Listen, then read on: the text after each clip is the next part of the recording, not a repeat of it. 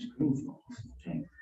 Good morning. Today is Friday, April 14th, 2023. It's 8:30 a.m. and we're taking up again H158, an act relating to the beverage container redemption system, otherwise known as the bottle bill. We're going to cover a variety of topics today related from materials to vineyards to folks on the solid waste district side. So with that, let's jump right in. Invite Mr. Dubuque to join us. And thank you for rescheduling. Sorry that our schedule ran long the other day and we were unable to get to it. Not a problem at all, Chairman. Good morning, Chairman and Senators. I'm Lou Dubuque, and I'm the Vice President for the Northeast for the National Waste and Recycling Association. NWRA represents the private sector waste recycling industry. Our companies operate in all 50 states in the District of Columbia. NWRA represents approximately 70% of the private sector waste and recycling market. Our members are committed to supporting the development of economically sustainable and environmentally friendly recycling. The subject bill that I'm testifying on today would expand Vermont's bottle bill and increase the list of accepted containers. Bottle bill expansions present an economic and disruptive burden to both recycling markets and local taxpayers. This bill has the potential to remove up to 50% of plastics and aluminum from recycling streams. This reduction in these valuable commodities increases curbside recycling costs for customers and municipalities. It will also threaten curbside service in private recycling facilities, forcing them to cut jobs or shut down due to loss of revenue. An expanded bottle bill will harm recycling due to the fact that the containers targeted for the expansion are currently being managed effectively in local recycling programs. They are key items in the recycling bin that have positive commodity value. The value of these containers help underwrite the cost of delivering everyone's recycling services. Without these valuable recyclable containers in the general stream, the cost to municipalities and ultimately Vermont resident taxpayers to continue with their recycling programs will assuredly go up. The state of Vermont is already a recognized leader in recycling, and this is due mainly to the curbside service. Expanding the bottle bill will only hurt that.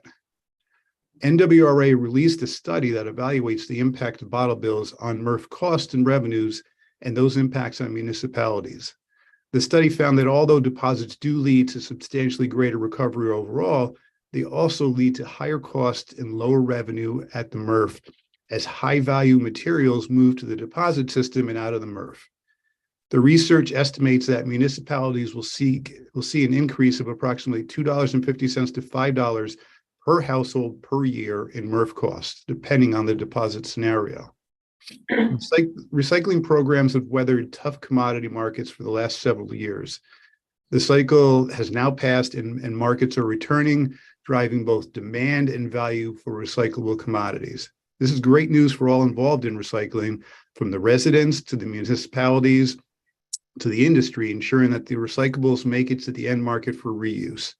It's great news, too, for the environment as recycling reduces the amount of raw material we take from the planet and prevents significant emissions, helping to reduce impact on climate change. Thank you for your time today. And if you have any questions, I'm free to answer. Thank you. I do have one question. When you were talking about, I think I didn't quite follow the point you were making. You're saying the loss of recycling materials, but if there are two streams, one coming out of the bottle bill program and the other out of the single stream system, don't we still have all the same raw materials? They may be coming from a different source, but I'm not sure why the volume would decrease. The point I was making is that the MRFs won't have that material anymore, and that's going to hurt the bottom line for these companies and these facilities that are doing a great job in recycling. I'm pretty sure I saw a recent study that Vermont is second in the country in recycling materials, behind, I think it was only Maine. Okay, and is your impression that this is what's going to happen in Vermont based on studying Vermont solid waste districts, or is this like it's across the country? When I send in my testimony, I will also include a copy of the study as well, so you guys can review that. Okay, great. Thanks for your time. Thanks. Any committee questions? All right. All right, with that, we're gonna go to Mike Smaha, who is joining us again. Good morning. Good to see you again this year. Thanks for Good to coming see back. you. Thank you, Mr. Chairman. Good to see you again. Good morning, Vice Chair Watson, members of the committee. For the record, my name is Mike Smaha. I'm with the Can Manufacturers Institute. We're the U.S. Trade Association representing metal can makers, so aluminum beverage can folks, as well as steel food cans, and et cetera. So we're here in support of the bill. Obviously, we love the fact that you're going to bring in additional beverage categories into the program, starting in 2027.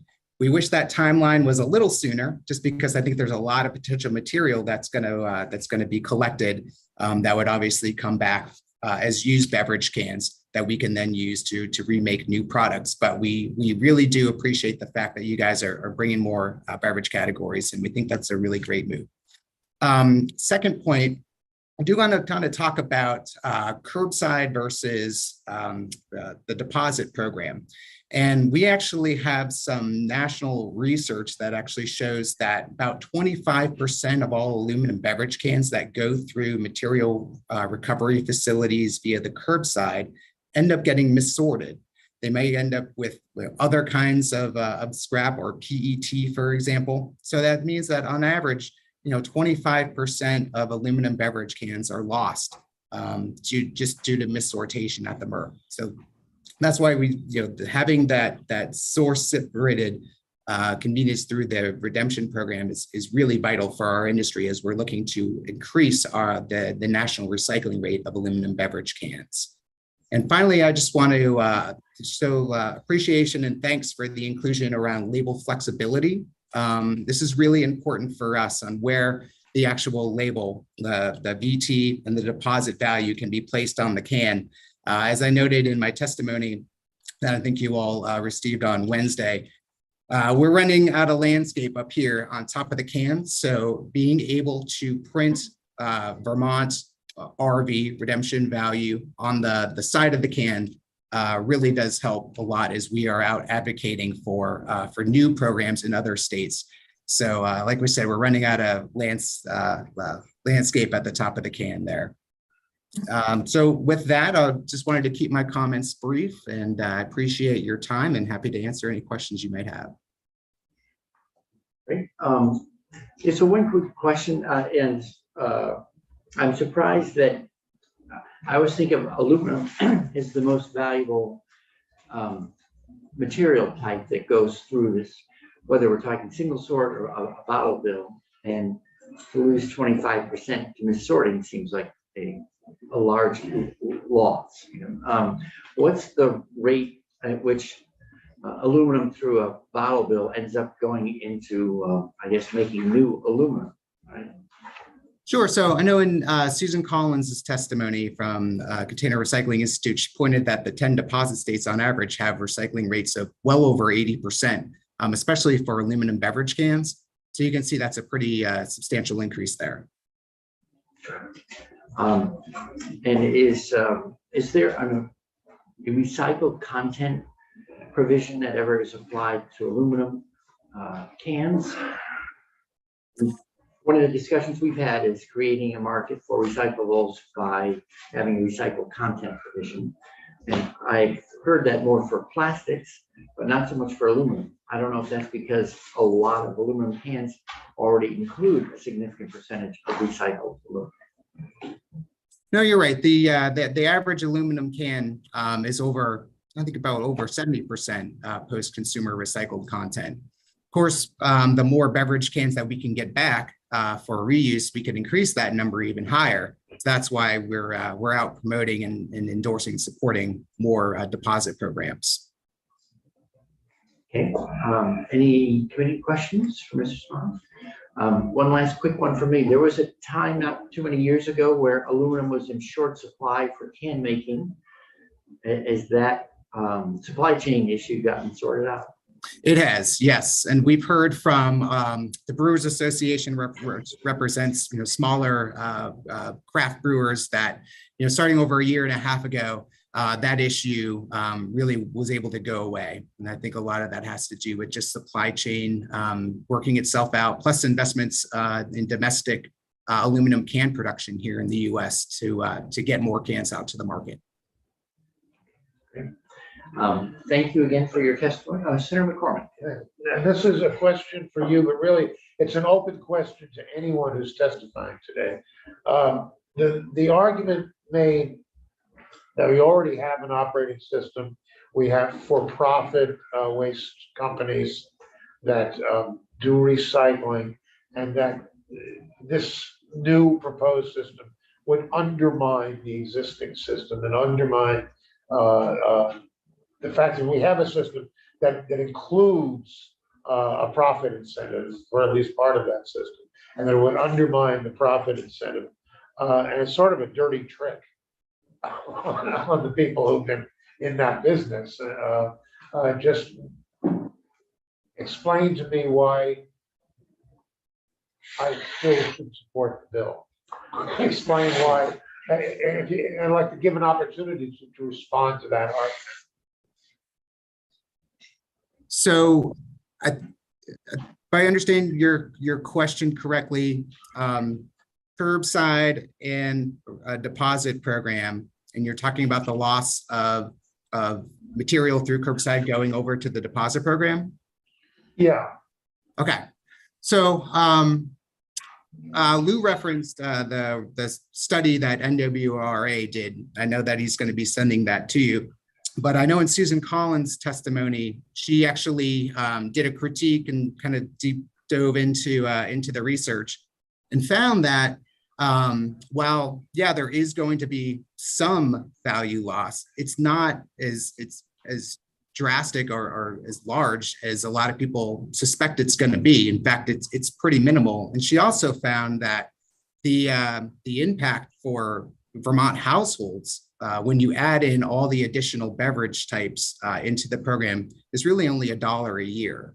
So I think her comments can touch more about that, but I think I don't think the loss is going to be as drastic as some might say. Thanks. Thank you. All right. Thank you, Senator McCormick. All right. With that, we will go on to our next witness. I'm looking to see if we have Ken Albert on the screen. Yes, there you are. Good morning, Mr. Albert.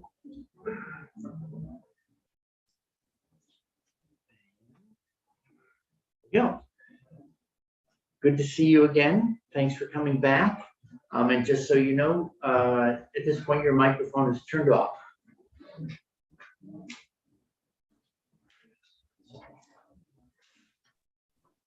Okay, Yeah.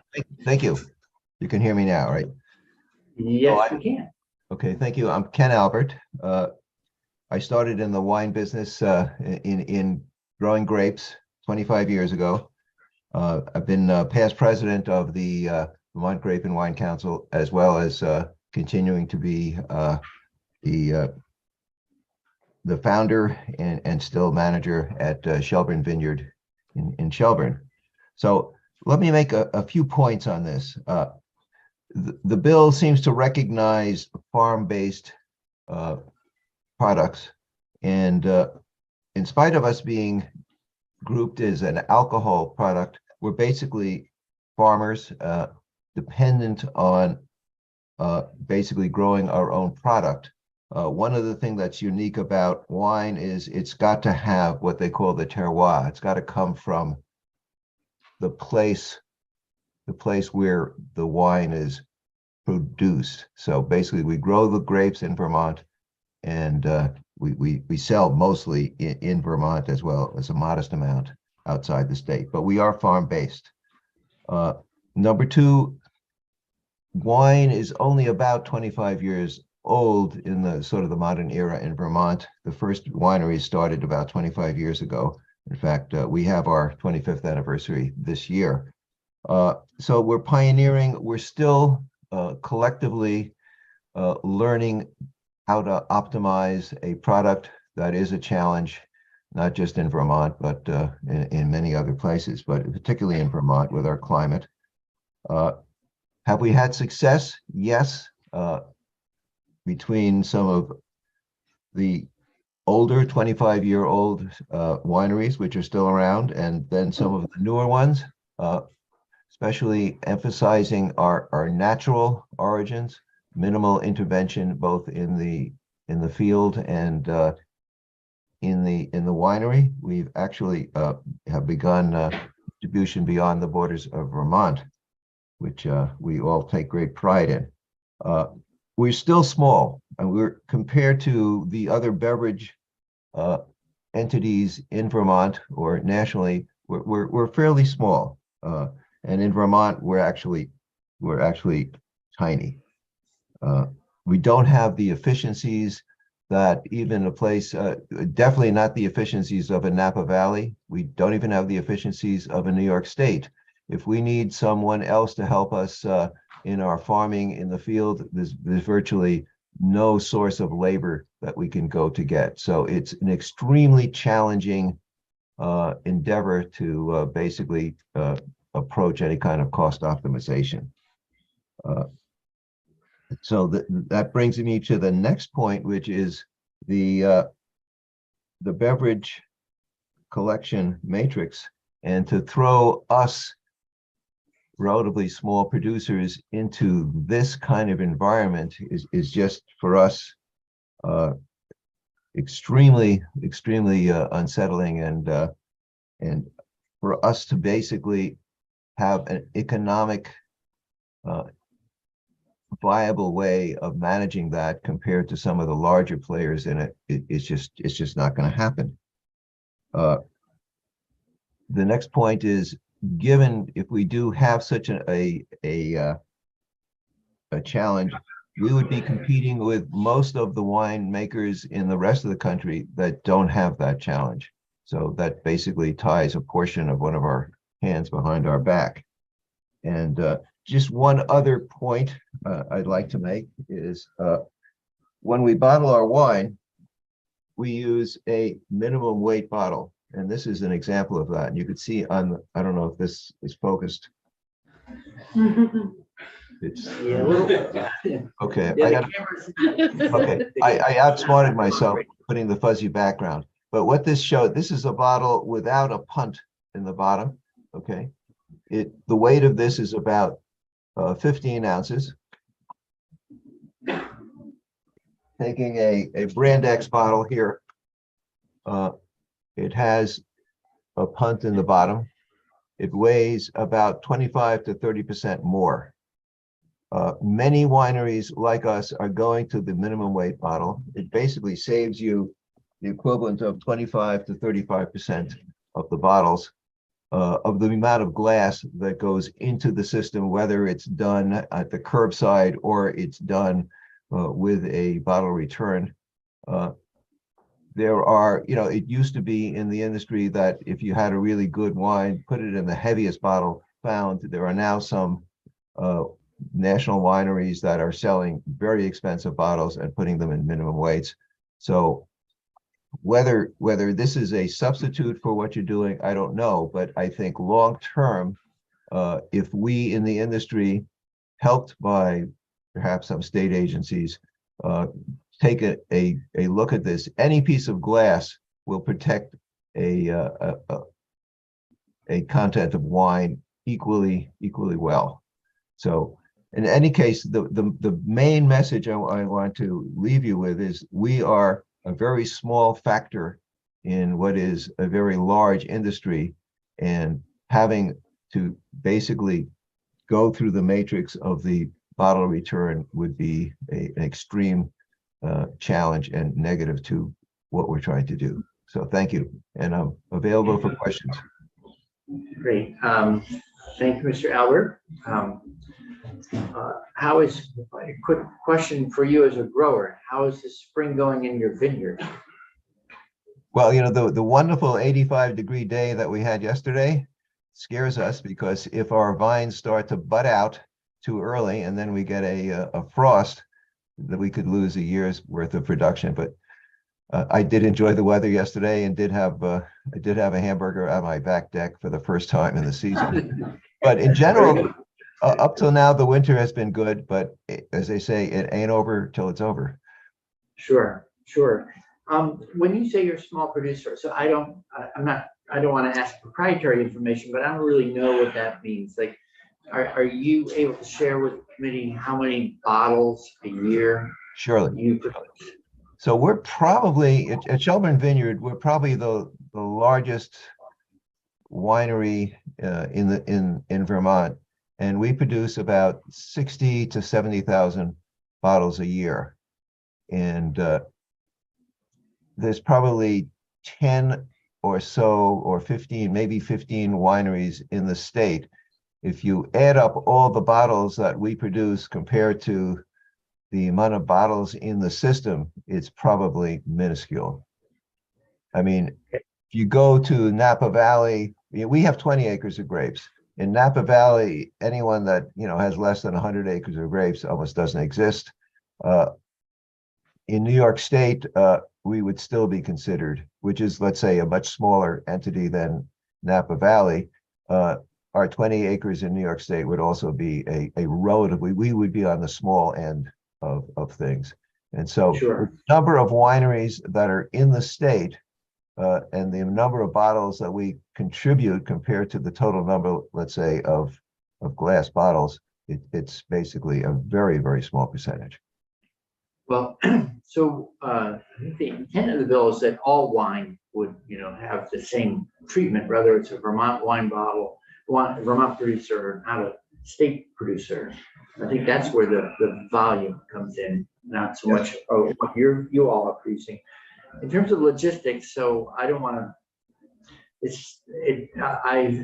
When we're talking about getting the fee on there, et cetera, is there a challenge for you in terms of just modifying your label by, some years down the road to indicate that there's the Vermont deposit applies?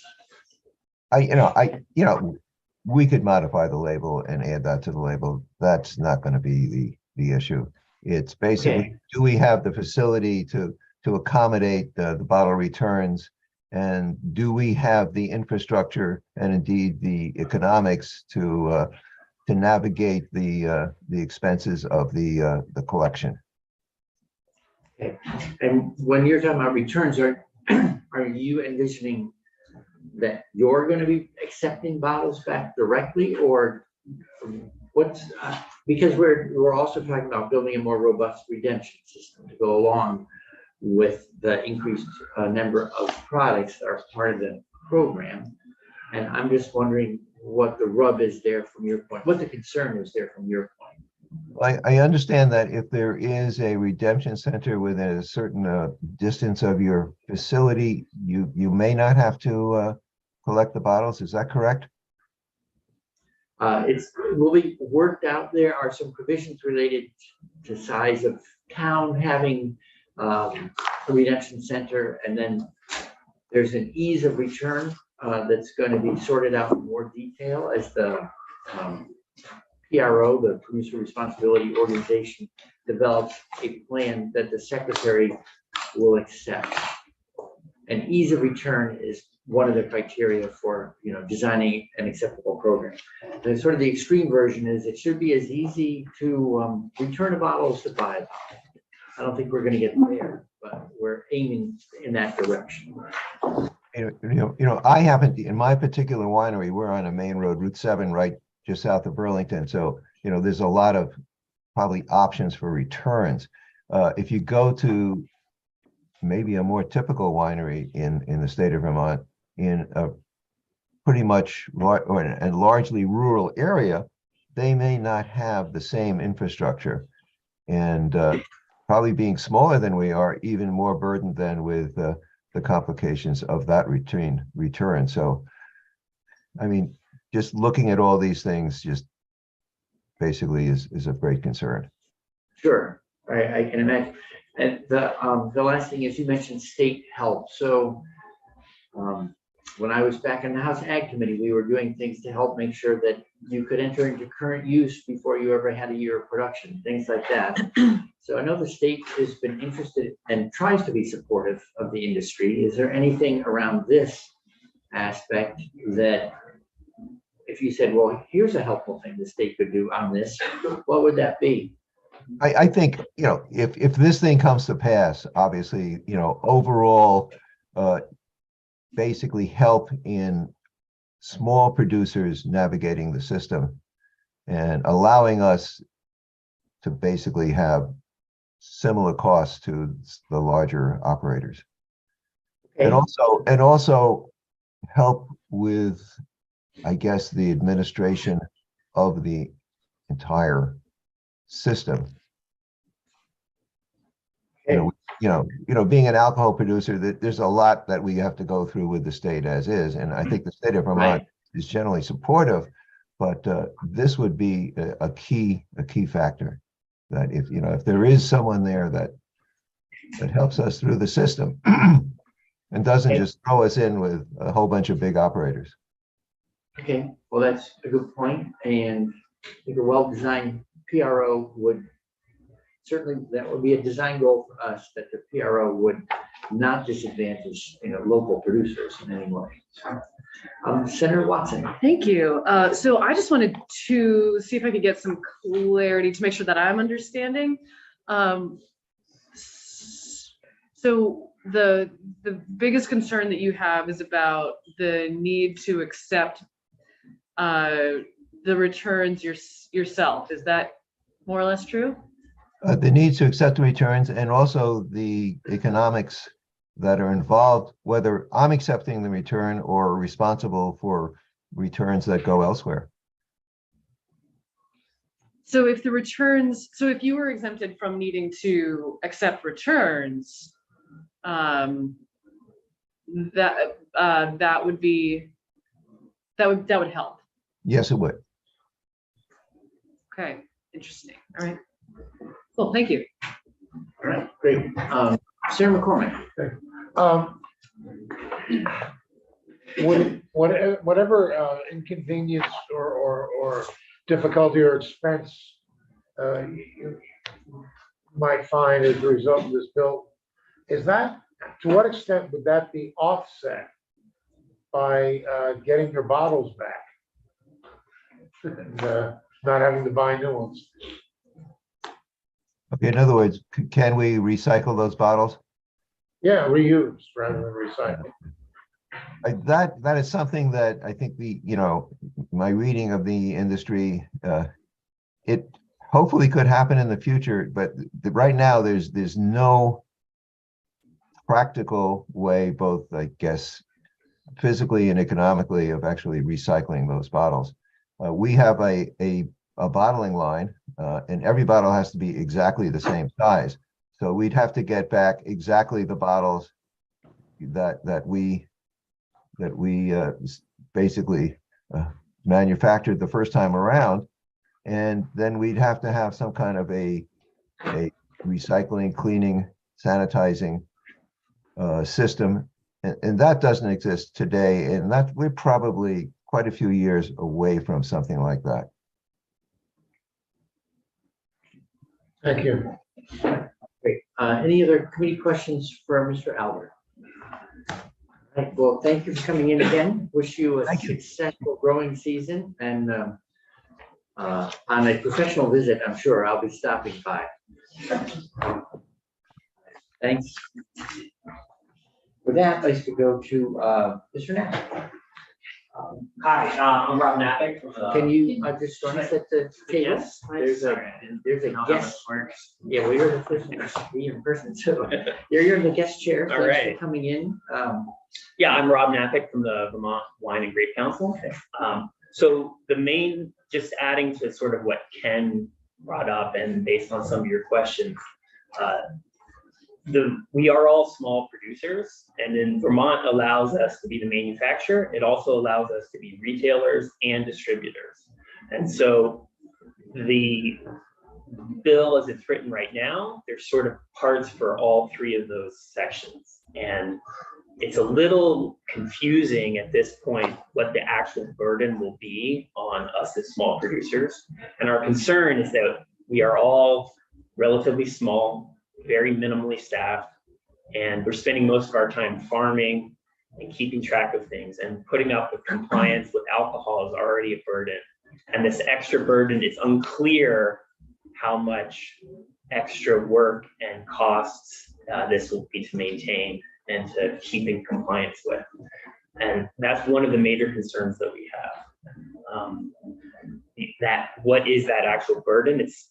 I mean, I've tried to read through the bill and we've tried to figure out all the spots that's going to affect us.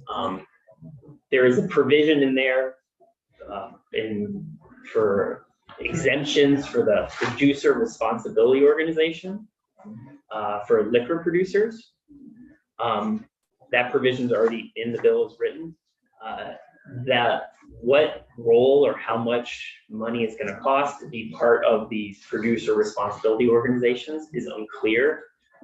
It just says it's going to affect manufacturers, and I'm sure that mostly will be manufacturers from out of state, but how much how that organization is run is not clear. It says it has to meet these guidelines, and if those guidelines aren't met, the state secretary is going to take it over. But we're worried about what that's going to mean for us. And again, because we're so small and we're all of us are scraping by the skin of our teeth. The other concern is that we are trying to grow, and then barriers for new producers are just going to make that harder as well. Okay. The labeling requirement, that's easy enough to address. The labeling requirement would just be sort of a hassle, but not horrible. I mean, we would have to reprint our labels and redesign our labels, but that's manageable. It's a one-time just burden, but that's not insurmountable by any means. Right. There's a lot of lead time, so I think probably there will be a provision to use a current stock, or although we are talking about 2027 right now. Right. The actual labeling, that's the least of our concerns. It's really the unknown burden and cost this is going to cost to us being small producers. Right. The liquor exemption's there because liquor is already covered. Yeah, but it's this producer organization. So some for local Vermont producers, and we're not asking for exemptions, we just don't know exactly what it's going to be. And to your point about reusing the bottles, that is actually something a lot of us have thought about. A lot of newer producers are making a lot of sparkling wine in Vermont, and the sparkling wine process, you bottle it, and you actually go through a process of disgorging. So you basically open up every bottle, and in that process, there's a lot of loss. 5 to 10% of your bottles just get lost in that process. And so we have 5 to 10% of our sparkling bottles that don't ever get used. And so reusing those is something that a lot of producers would like to do. And then we also all run tasting rooms. And there, where we're pouring by the glass, we have those bottles. So we get a lot of our own bottles back, maybe 10, 15%, who knows, that could be a little higher. But as Ken mentioned, there's no way to reuse those bottles in a useful way. The sanitization is extremely important. Spoilage of the wine is that most of the work we do in the winery is keeping things clean. That's basically, we're just glorified dishwashers. And so reusing those bottles in a safe way is possible, but it requires sort of industrial, and then bringing all those bottles together. And that's maybe potential cost savings down the road that we'd be interested in. And maybe this new bottle bill would curb that innovation that potentially could happen. That's sort of being driven from the ground up. Senator McCombs, Senator White. Practitioner of sort of folk legislating. Right, just go by what you've seen out there. When I was a kid, we had the milk bottles. Right. And we had a milk box, and my mother would put the empties in, the milkman would come take the empties. I think the milk companies themselves did not do that as a public service. I think they did it because it saved them money. Rather than buying new bottles. So why is that not the case with wine? What is the I don't know the specifics, but the dairy industry in general is significantly larger than the wine industry here. And I don't know how to make milk, but I know how to make wine. And the sanitization requirements for wine, because it's unpasteurized and are higher I imagine. And so it would be harder to reuse those bottles for a small winery, as opposed to all the dairies. I used to get that too. They're that same shape bottle. Yeah. There was probably some central facility that they could get them cleaned, but I don't know those for a fact. But that's my guess of what was happening. So what? Thank you, Chair Bray, and apologies for the delay in arrival. So my question is more general, which is to use the terminology of burden, and that would be a burden on you as a producer of a product. So right now, the burden is on the state or your waste management system or the individual. And I'm wondering why you're arguing against the burden relying or living with the folks producing or profiting off of the product. Yeah, so the burden of recycling, I think, should be on everybody, and that's not what we're fighting against. We want all our bottles to be recycled, and we want to promote recycling in the state. We want to encourage that. It's just the administration of how that's happening seems to be falling on us Yes. in a way that's confusing. Okay. We're not sure if it's like paying an extra 5 cents a bottle. If we just had to do that, if it was just clean, cut and dry, and that increased recycling, I think that's one thing. But now we have to be part of this organization and what that means. And there's provisions as distributors, we have to go to every retailer and pick up our own bottles, which is already, it's unclear exactly how much extra effort and time and money this is going to cost us as small producers. And I think what I'm wrestling with, because as we represent kind of everyone in our region rather than an individual business, Right. is that right now that burden is spread over the state and over individuals. And for me, my philosophical principle is usually the folks profiting off of the product should have the extension of that responsibility for that product. So I really respect what you're saying about the confusion. And that I think is something that we can certainly address and has been addressed in the bill for a while now. But I also feel that the argument that you're making around it being a burden, it doesn't kind of hit me in the right way, because we're all experiencing that now, and it is a problem we need to address. So I'm wondering if you have an alternative to you as an organization, or kind of the folks profiting off of the sale of the wine, paying for it, or doing that administrative. Do you Yeah. think the state should remain? The word burden might be Okay. too strong. It's the unknown costs. That's fair. Is probably a better way of saying it. So a burden is maybe too loaded of a word. And so it's the unknown costs. And what we're worried about as small industry Sure. is paying more than our share, whereas some larger manufacturers out of state who dwarf us as far as number of products go, paying lesser of a share and we paying higher of a share, which tends to happen sometimes. With- And we're worried about that because from reading the bill, it's unclear how much of extra cost of time and effort this is going to disproportionately affect us. If it's perfectly fair, that would be great, but it's unclear. And so that's what we're worried about. Okay, that's really helpful, because I don't want to speak for the committee, but I think we have all reflected a shared value of supporting smaller producers in just about every context compared to large corporations. So I think you can rest a little easy knowing that that is something that we are very interested in. So that's great to hear. Thank you. I appreciate your testimony. Thanks for that question, because, I just wrote down, we don't want to pay more. We shouldn't have to pay more than our share. And I think that is absolutely a design goal of the PRO. Then it's like, okay, but proof is going to be in the pudding. So as the rules and the program is developed, we need to keep an eagle eye on what does that do and make sure that we don't disadvantage in-state producers over out-of-state producers at a higher level. So the one thing that Mr. Albert mentioned was help from the state. Is there anything around, and it sounded like, someone who would help small in-state producers navigate this expanded system? Folks who haven't been involved in it yet. All the distilleries have been dealing with this for years, so they know how to do it. Or maybe it's wine folks need some attention and assistance. Yes, compliance with this, and we would want to know how and we can pool resources. That would be great if there was some state assistance to comply with this. And just navigating what it actually means, because it's hard to keep track of basically just all the We're spending all our time in the farm trying to sell the wine. And we're really trying to do a lot to try to make it a profitable business. And just navigating this extra thing with any assistance would be great. Sure.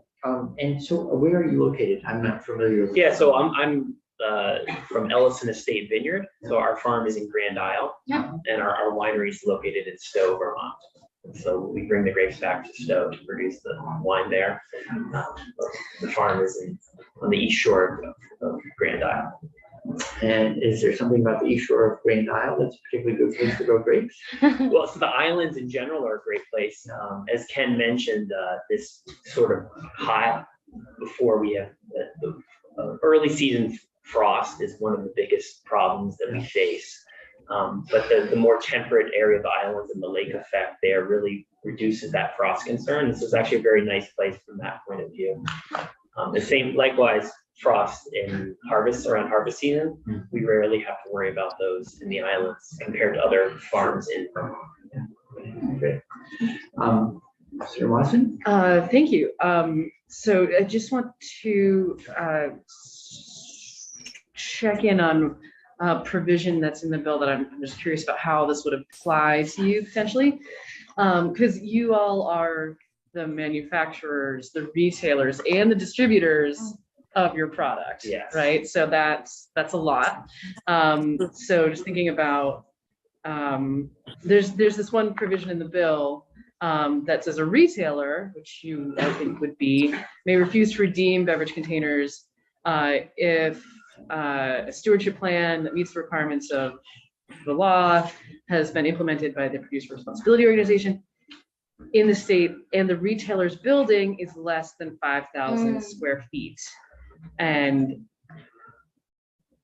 5,000 square feet doesn't necessarily seem like a lot, but I think that would help us sort of on the retail side.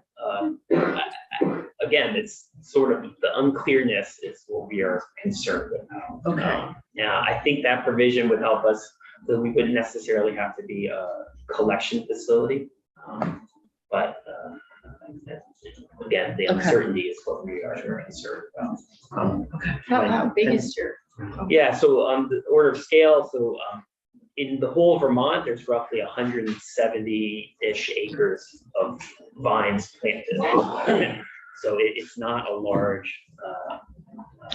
state producer at this point. I think I meant. Yeah, and so our tasting rooms are all they're all small and distributed. So most of them, I would say, are under 5,000 square feet. okay. And so I think that would be, Shelburne's is one of the bigger tasting rooms. I'm not sure their square footage on that. Correct? Do you do an ice wine? We do not make ice wine at some other vineyards. That's a name. experiment with it. Yeah, so Snow Farm in the islands in South Hero, they make an ice wine. Well, we wish you a good growing season. Yes, so And thank you for coming in. Yeah, thank you for your time. I think you can count on the committee to be attentive to supporting in-state producers. The legislature has year after year looked for provisions to help support the Vermont farm and food economy. Yeah. Well, thank you. And it's just Keep our eye open. the Vermont Wine and Grain Council has sort of been established for a long time, but it kind of went into hiatus and COVID didn't help that. And we're sort of, it's being renewed right now, so we're a lot more active and we're going to try to be helpful to legislation as much as we can. Okay, thanks again. Okay. That will go to Mr. Keck, David Keck. Good morning. Good morning. Can you hear me okay? Yes, we can. I'm leaving my camera off as I am traveling, and I want to make sure that you can hear me okay, and that might mean you don't get to see me, but as long as you can hear me, that's great. And I think Sounds pretty good. Thank you. Go ahead, please. perfect. I'm grateful to you all for taking the time, and I just have a couple of quick points to add to what Rob and Ken have already said. I think they've stated a lot of the Vermont Grape and Wine Council's position on this. I think the logistical challenges I'm of the sorry, ones. Mr. Keck, just for the record, can you introduce yourself and the business you represent? Thank you. Yes, I'm so sorry. My name's David Keck. I'm the owner of Stella 14 Winery. We're based in Cambridge, Vermont. where we actually lease the vines from the Boyden Winery and have a small tasting room in Jeffersonville. And I am the legislative chair for the chair for the legislative committee with the Vermont Grape and Wine Council. And I apologize, I ended up in Houston, Texas, teaching wine last night, so unable to be there in person. Well, thanks for joining from Texas. No, I'm grateful for the time, and I think to Rob's point, one of our biggest challenges is really understanding the bill and how it affects us as small producers. The logistics of, and I really appreciate the idea of recycling glass and the ability to reuse our bottles, which I think in the future is potentially a really great solution. We all kind of have heard testimony regarding the challenges with recycling glass in general, the CO2 emissions associated, the various challenges of transportation, the weight of the bottles themselves. All of those make recycling glass almost less effective than actually the destruction of the glass and more challenging to the environment, it sounds like. Reusing our own bottles would be the ideal situation. The challenge that Ken brought up is the biggest one, which is storage of bottles, which none of us have the space to store bottles. And then the sanitation of those bottles doesn't exist right now for us. So to clean and sanitize them in a way that we'd be able to reuse them is impossible. If there was a way for those bottles to be cleaned, sanitized, and returned to us, that would be that would be a perfect world situation. I don't think that system exists currently. I don't know whether it could exist, but I think that would be a sort of perfect world moving forward. To the points of the bill that are challenging, one of them is, again, the forming of an association, but also then hiring. I think everybody kind of uses TOMRA at this point to do redemption collection, and the expense to a small producer like us is, pretty exorbitant at the end of the day to try and sort out that pickup and return of those bottles, and then figure out what we are going to do with them, right? So that's one of the biggest challenges, I think. I think we're also very curious about the ways in which unclaimed redemptions affect us and what that money is put toward. I know that the argument has been made that putting that back into the system for some period of time at the beginning of the bill would make a lot of sense in a way to sort of I guess, facilitate the enacting of this bill and setting up systems that help people like us who, we make 450 cases of wine. We are also tiny. But this is new to me, sort of the idea of being treated as a retailer and whether we be able to find a way to support small producers who are also retailers in helping us to navigate some of the challenges financially, because again, staffing is a challenge for everyone. But when you're a small winery, I mean, I am the vineyard manager, the bottle washer, the winemaker, and everything else. We have one part-time employee, so that challenge is pretty real.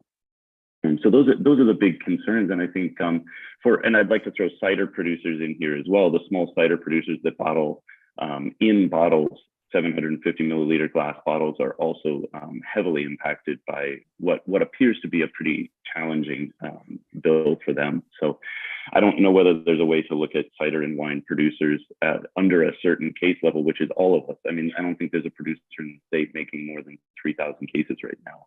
And so the undue burden really does fall on the under 3,000 cases where, large producers and large distributors coming in from out of state are the ones that actually influence the most amount of glass coming in. So, I appreciate what you were saying, Senator, as far as looking at small producers and trying to help small business in the state. And I think that really speaks loudly to our organization, because that is all of us.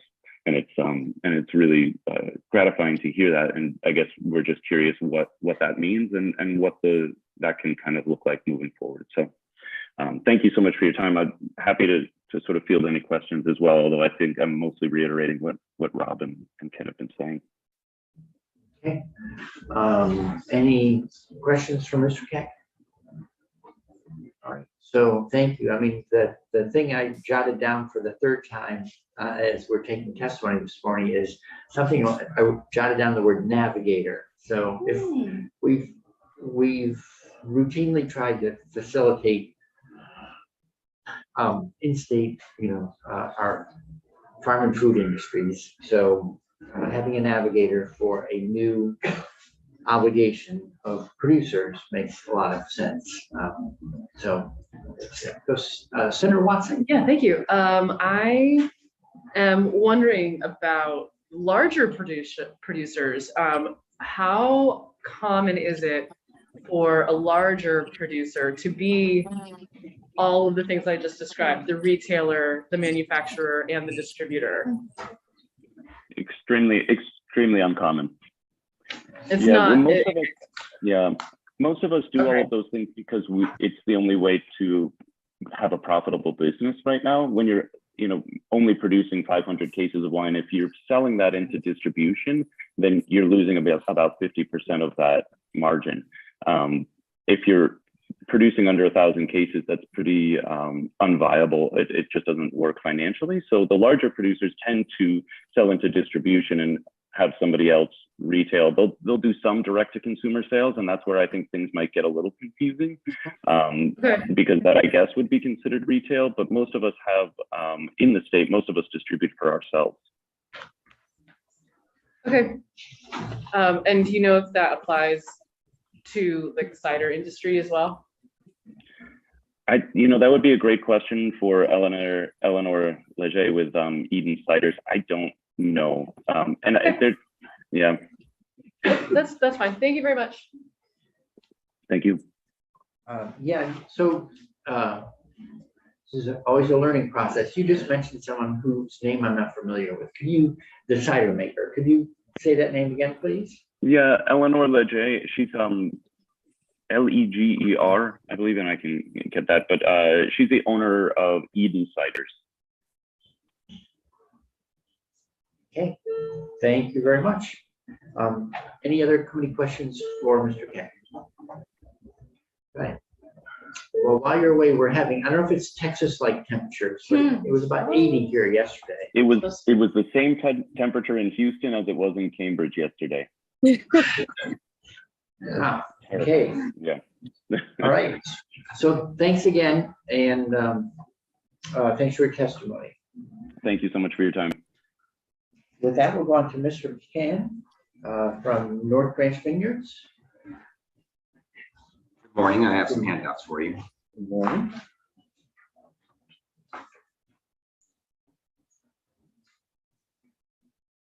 Right now. Thank you. Yeah, thank you.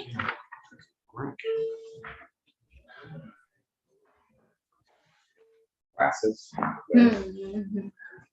All right. Good morning. My name is John McCann. I'm the co-owner with Representative McCann with North Branch Vineyards right here in Montpelier. I've been in business since 2007, so just about 16 years. Today, I'm actually testifying on behalf of several small wineries, North Branch Vineyards, myself, Due North Vineyard, Montpelier Vineyard, also right here in Montpelier, Vermont Vines on the River, Lucky Bugyard Winery, and Brook Farm Vineyards. The container redemption bill as written and passed by the House will financially strain small Vermont wineries. Today, I've done a lot of research and I put some numbers together for you. So I've been listening to some of your questions and I think maybe I have some of those answers for you today. The bill as passed by the House mandates that the producer hire a third-party contractor, which we all know. That means that they have to run around the state, pick up our bottles, Shelburne's bottles, Montpelier Vineyards bottles, and then bring them back to the producer. That's kind of how it has been understood by me and some of the other representatives that I've spoken with. What that does is that means that we have to hire a third-party contractor. And that cost for about a 30,000 bottle winery would be an estimate between $22.58 and $22.63.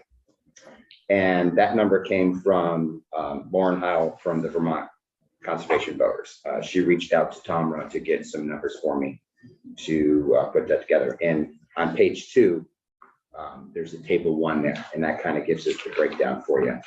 So in the first orange line, it says total annual bottle bill fees to distributor. So the first 2 columns is if you, and we are currently right now a 10,000 bottle per year winery. So an estimate, if only 78% was redeemed, would be between $650 and $700 to hire a third party. If 90% were redeemed, it'd be $830 to $890. But then as you jump up, so you've heard that, you know, like someone like Ken Albert at Shelburne Vineyards is producing 14,000 bottles. Or, sorry, that's 14,000 gallons.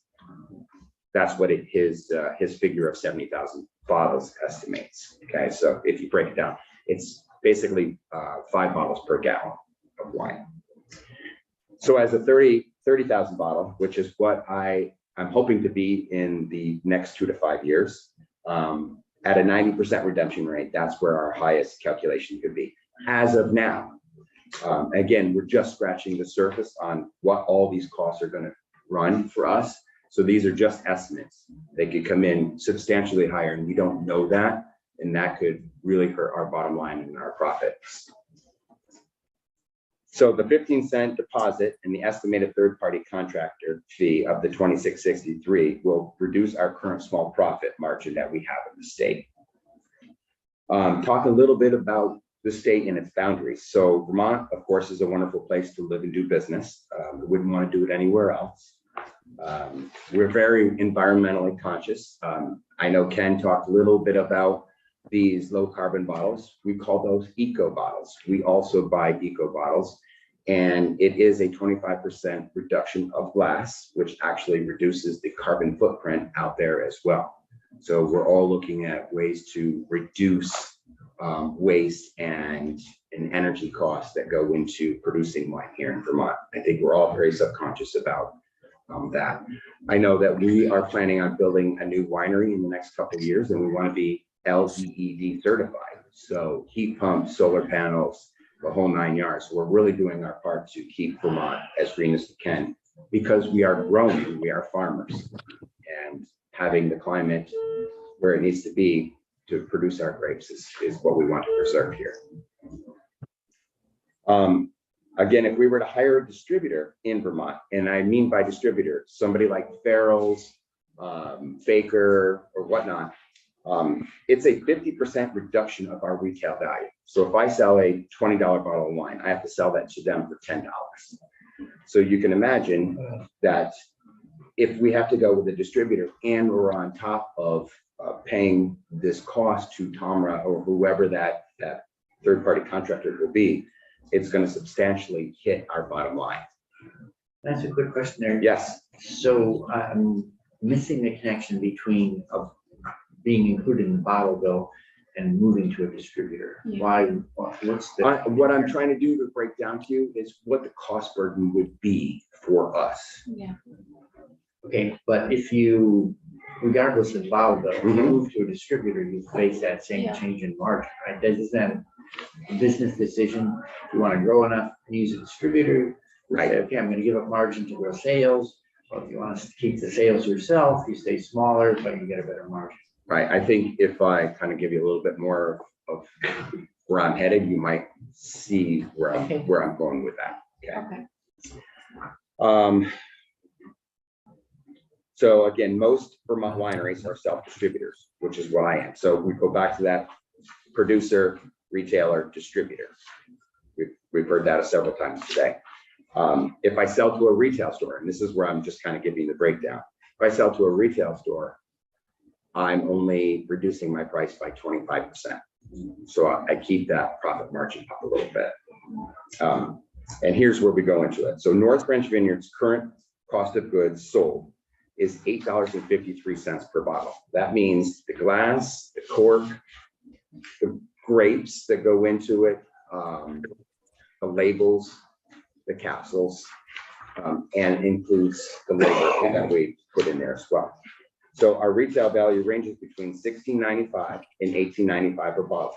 This means our profit margin is roughly $8.50 to $9 a The profit does not include vineyard costs or winery consumables. So when I say we're making a profit of $9, that's just on the bottle. But then the rest of the money that we make goes back into chemicals for the vineyard, all of our maintenance on our equipment, all these other things that consumables that go in, sulfites, all the additives that we use in the wines, the tannins and all that things to produce what we do here. So the profit does not include, again, the vineyard costs. Adding an additional 25 cents for the container redemption. And what I mean by that is it's going to be 15 cents per bottle, correct? And then if you break down 30,000 bottles at this 26.63, it's about another 10 cents per bottle. So I've added the 15 cents plus the cost of this third-party contractor. So it'd be roughly 25 cents a bottle. Okay, can I check in on that one? So the 15 Yes. cent, the 15 cent you're referring is to the proposed deposit amount? That is the redemption, the deposit amount that the house is asking for wine bottles to have on. Sure, okay. And so I'm wondering how that ends up as a cost, since it's, the consumer pays the 15 cents. And They do. So what that means is we have to raise our prices. Yeah. Okay, so you go to the grocery store and you look at all the wines on the shelf. These are coming from very large producers. So a bottle of wine ranges from $9 to $24 typically, right? So again, there are larger businesses who produce hundreds of thousands of gallons, can buy in bulk to reduce their price. So us, the small wineries in the state, don't have that same flexibility. So we have to sell our bottles at that to continue to stay in business in Vermont. sure, the thing where I'm still missing, I think I'm a little sleepy this morning here. The 15 cent deposit is going to be applied to all wines. So Right. whether it's a big out-of-state producer or yours, you're subject to the same. Right, so what I'm trying to do is not raise my bottle prices. So I'm going to essentially eat that 15 cents to keep my bottle price the same cost. Right, so that's something I have to do as a manufacturer. Well, right, although, okay, Okay, I'm just thinking that having been in the publishing business where I deal with all these same things with their books, how you pricing is whatever, art and science, and what you eat or what you pass on, figure out what the market will bear, all that kind of stuff. It's kind of a live experiment week by week. Okay. Senator White. Thank you, Chair Bray. And that's kind of where I'm going too, is I'm intrigued to hear that you would eat the cost as a business. I don't know if you should say that out loud right now yet. right. But I also wonder, and I asked a similar question around the burden of cost. And it surprises me because it, based on the numbers, it looks like you're still making a pretty healthy profit, but you're also not really competing on price with these other large out-of-state wines. I mean, so I don't drink alcohol anymore. So I'm not going into the wine aisle. I'm getting the non-alcoholic stuff. But I'm not, for the most part, clear on why a Vermonter who probably goes to your location or shops for your wines, because guess what? They don't care about price. They might a little bit, Right. but you have a quality product. And if I remember back when I was drinking and purchasing cheap alcohol, I knew the difference between quality local made wine, and I would seek that out on a good day and buy the cheaper stuff on a bad day. Right. So I'm wondering why you feel that you would not be price competitive when it sounds like consumers aren't really making a decision off of just the price alone, but rather the quality of your product. So you talk about being competitive. Yes. So, and this is also in my testimony, but if you look at how many non-Vermont producers are sold in Vermont, there's over 950 producers. There are 65 Vermont wineries and cideries. So you can see that going to a grocery store and you're looking at an aisle full of wine. Yeah. And you see, 400 Yeah. and then 2 Vermont wineries. Yeah. The chances of that Vermont wine, whether the quality is better or not, it's much harder for us to get the consumer to purchase. We have to do a lot of work at going to festivals, Sure. going to farmers markets. We have a lot of marketing just to get the consumer to even approach a Vermont wine at this point. So yes, it's very competitive market. So we need to find every edge that we can to be competitive in the state of Vermont. And I would say, I don't think that edge should come from or be on the back of our really important goals that the bottle bill is putting forward. That's just. Well, and I actually have What's, what I yeah, hope sorry. a solution in here that Oh, will okay. help everybody. Look at that. So, all right. So here comes the solution, right? So, I think what myself and these other 5 wineries are asking is that the committee add an exception to the container bill to remove small producers to under 25,000 gallons. So again, Ken's just said that he at Shelburne is producing roughly 14,000 bottles. That would give him, as the largest producer in the state, still room to grow, but be under this threshold. And why we're doing that again, we're talking about Vermont Wine Merchants carries 300 producers. Calmont Beverages carries 192 producers. Farrell carries 429 producers. So a total of 921 non-Vermont producers are on the shelves in all our stores. This number does not include the ciders, like I was mentioning, but the 65 producers that are Vermont are including wines and ciders, because under our law, ciders are included as a vinous beverage. So that's why we put that in there. So the wine producers in Vermont are less than 7% compared to all the other producers coming into the state. So by adding the exception, it would be a win-win to keep Vermont green and also protect the small businesses in Vermont. Okay. So a good example of this, under present law, wine is subject to a federal excise tax of between $1.07 and $3.40 per gallon based on the alcohol content and carbonation level. The federal government allows qualifying small domestic wineries producing 250,000 gallons of wine or less to be eligible for a tax credit, generally equal to 90 cents.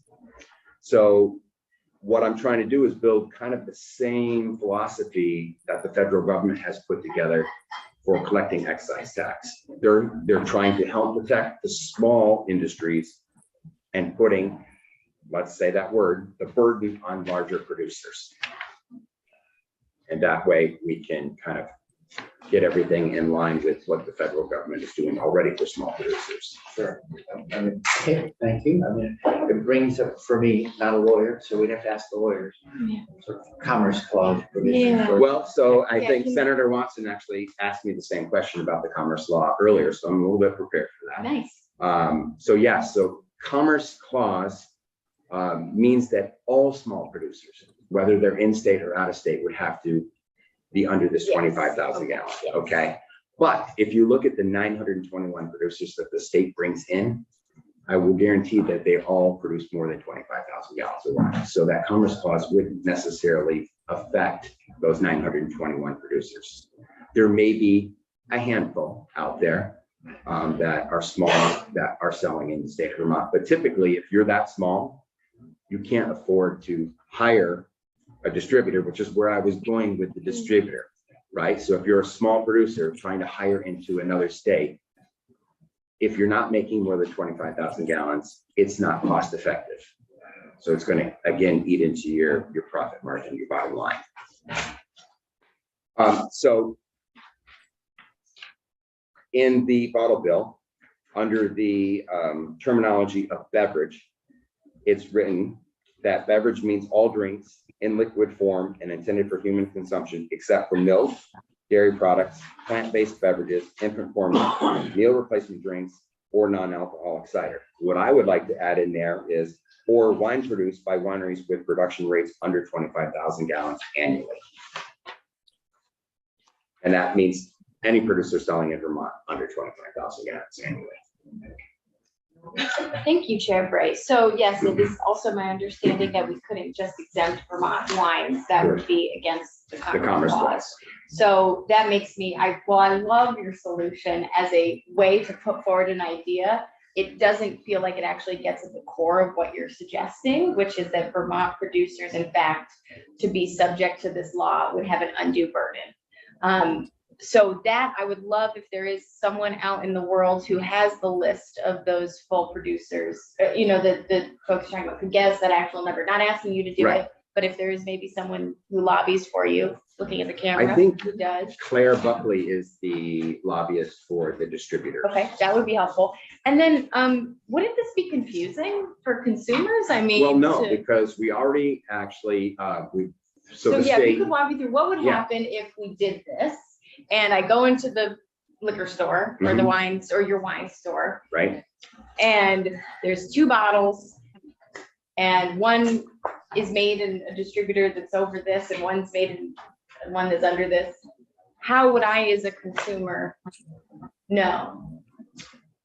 We have to put on there 50-cent deposit on your bottle, or But- there is no 50. But if we make this all wine bottles, then I know that when I get a wine bottle, done. Just like I know when I get right now, a piece of a polar seltzer versus a Right, whatever seltzer or I know that that's covered. Now I have to look at my wine bottle again before I deposit it. I feel like that still puts that on the consumer in a way that I don't really think is a fair difference. I guess I don't understand how that would be under the consumer, because they're either gonna be charged the 15 cents or they're not, right? And that goes to if they were to take it to the redemption center. So currently, if you take a beer can and in your pile gets mixed a cider can, Sure. and cider cans are not Yep. under the bottle bill currently. Yeah, which is super. Right, annoying. so they go to the redemption center, and the redemption center has a bucket. Yeah. This goes into the redemption, this one does not.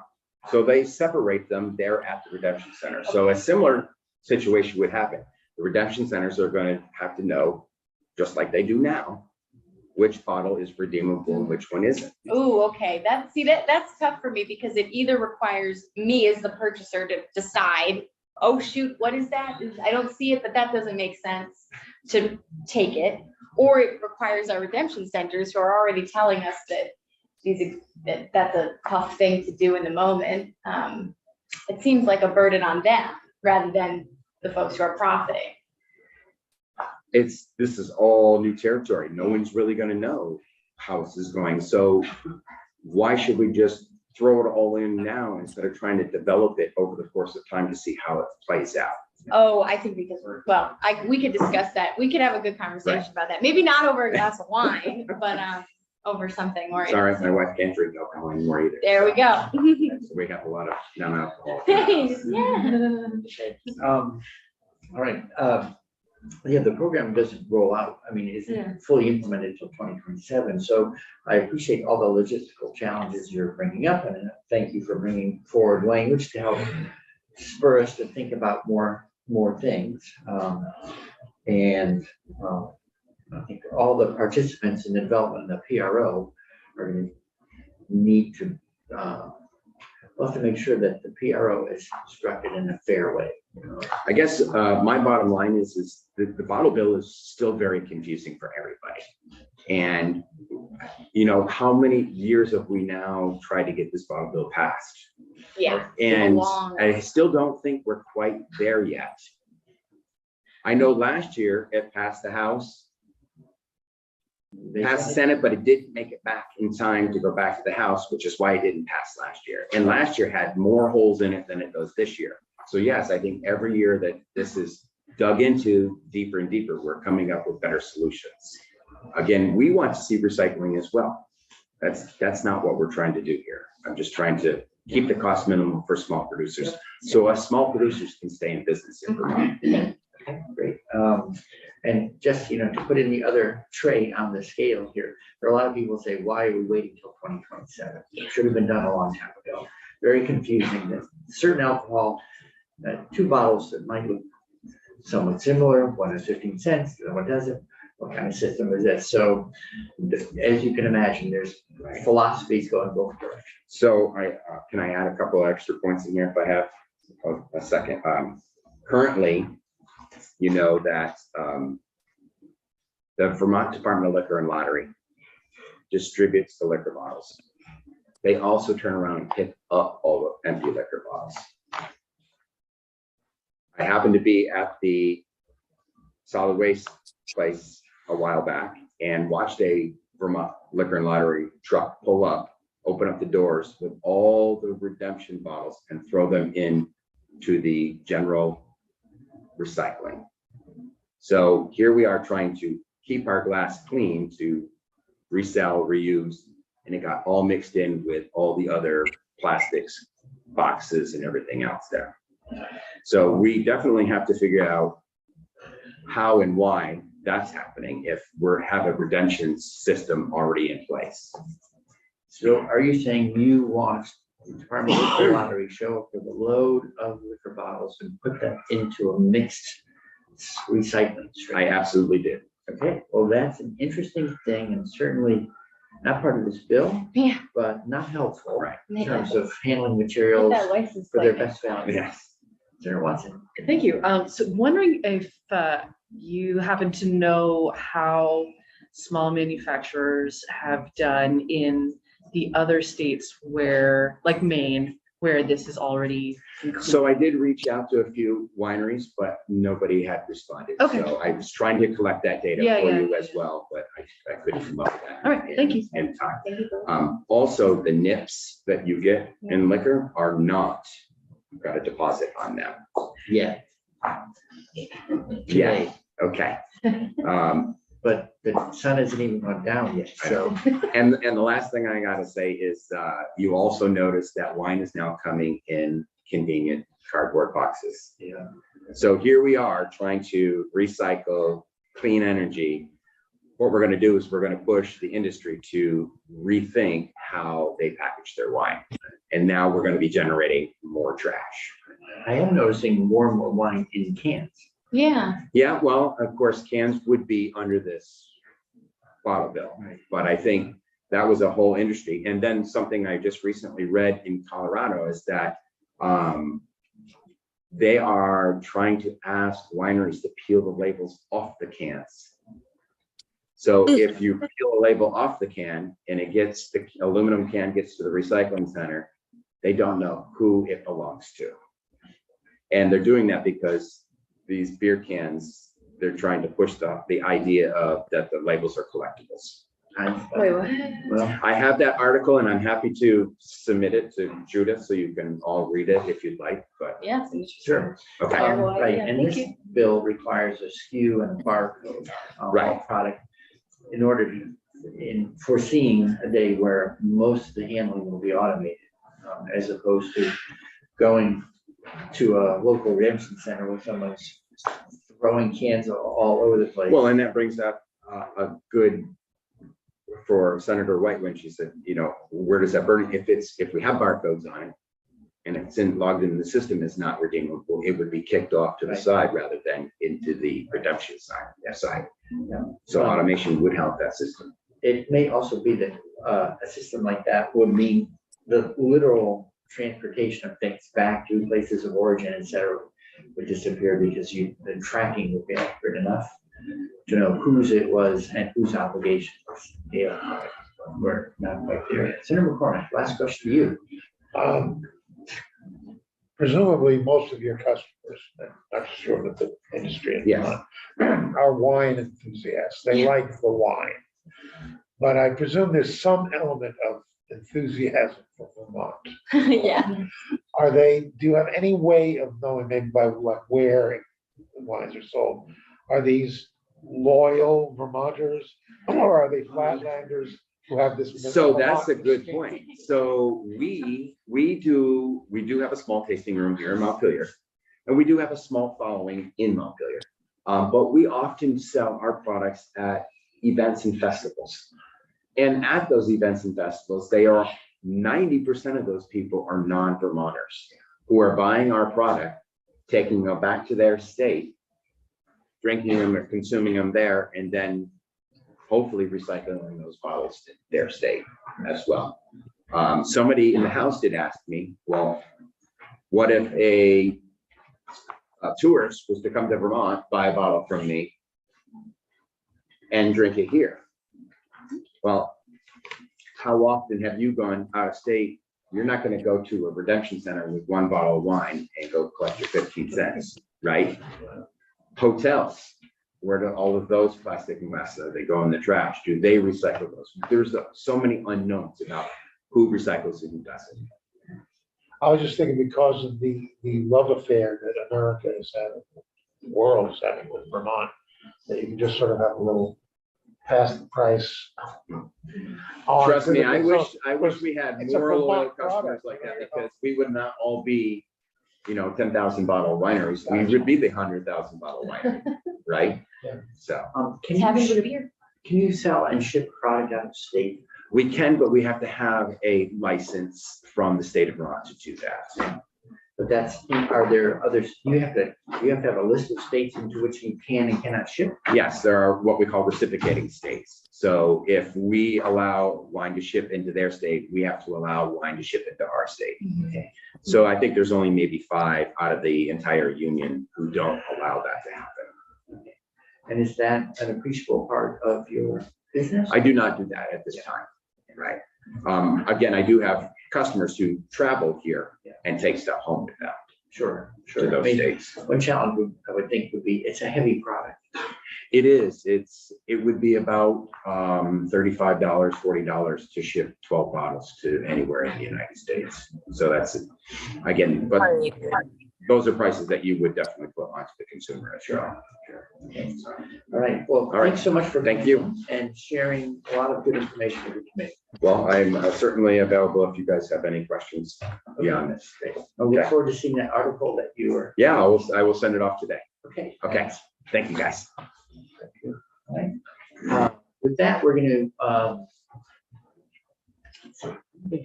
you know what, we've been going an hour and a half straight. So why don't we take we'll move our, rather than start another witness, we'll just take our break a few minutes early.